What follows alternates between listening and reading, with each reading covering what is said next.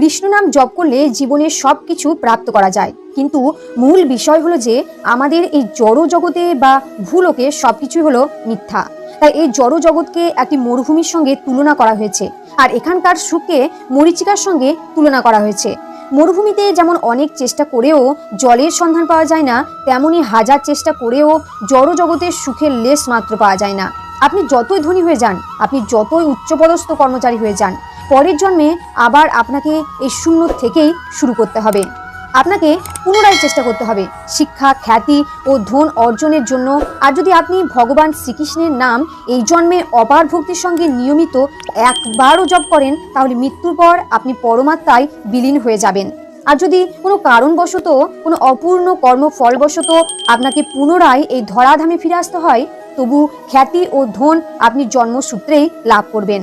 এই হলো কৃষ্ণ নামের মহিমা। লক্ষ্য করে দেখবেন